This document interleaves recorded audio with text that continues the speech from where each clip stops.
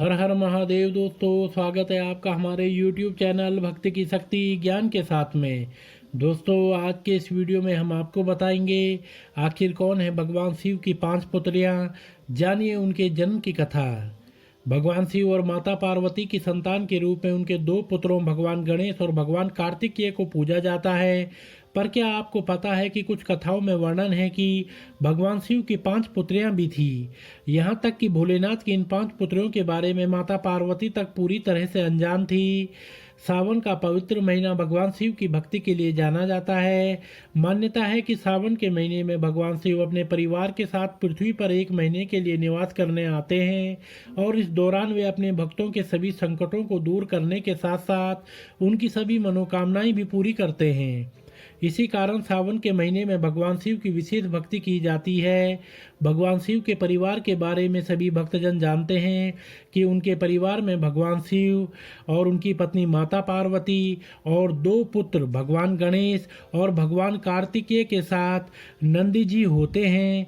लेकिन इस बात से ज़्यादातर लोग अनजान हैं कि भगवान शिव की 5 बेटियां भी थी, जिनके बारे में मान्यता है कि उनका जन्म अनजाने में ही हो गया था। मधु श्रावणी की कथा में भगवान शिव और माता पार्वती की 5 बेटियों का वर्णन मिलता है। पौराणिक कथा के अनुसार एक बार भगवान शिव और माता पार्वती सरोवर में जल क्रीड़ा कर रहे थे। उसी समय संयोगवश भगवान शिव के तेज से 5 कन्याओं का जन्म हुआ। भगवान शिव की ये सभी कन्याएं मनुष्य रूप में न होकर नाग रूप में थी। माता पार्वती इस घटना के बारे में अनजान थी।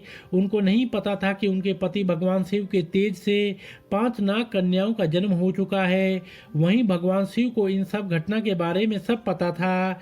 वे अच्छी तरह से जानते थे कि वे 5 कन्याएं उनकी पुत्री हैं। इसी कारण भोलेनाथ उन सभी कन्याओं से उतना ही स्नेह करते थे जितना कि अपने दोनों पुत्रों भगवान गणेश और कार्तिकेय को करते थे। इसलिए भोलेनाथ प्रतिदिन सुबह सुबह ही सरोवर के पास जाया करते थे और वहां उन 5 नाग कन्याओं से मिलते थे और उनके साथ बच्चों की तरह ही खेलते थे। लंबे समय तक ऐसा ही चलता रहा। भगवान शिव रोज सुबह सरोवर जाते और उन 5 नाग कन्याओं के साथ खेलते।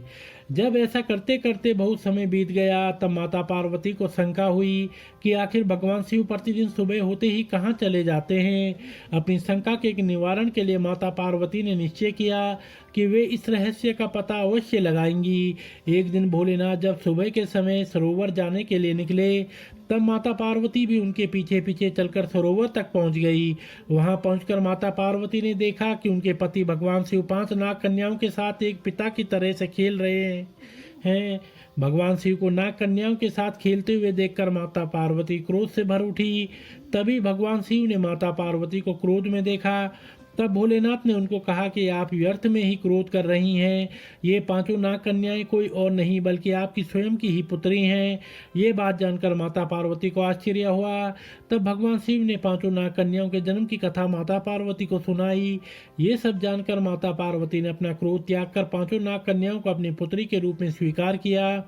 कथाओं के अनुसार भगवान शिव की 5 नाग कन्याओं के नाम जया, विषहर, शामिलबारी, देव और दोतली है।